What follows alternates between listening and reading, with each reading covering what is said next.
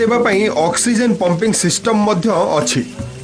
निजर 3टी पोखरी सांगकू अन्य लोकंक ठारू 4टी पोखरी लीज सूत्र रे आनी माछ उत्पादन केन्द्र चलाइछंती। गत 2 वर्ष हेला राज्यर विभिन्न अंचलर स्वयं सहायिका गोष्ठी एवं मत्स्यजीवी मानकू सुलभ दर रे जाल जोगाउछंती।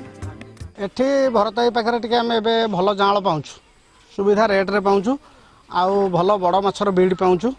आउ हमर 1.5 एकर 2 एकर पोखरी नर्सरी पोखरी अछि।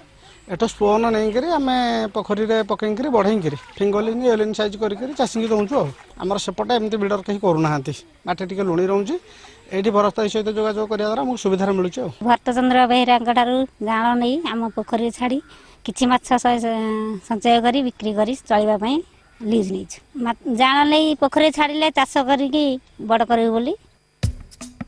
भरत को एही माछ चाष आज स्थानीय अंचल रे बेस आदृति लाभ करिछि।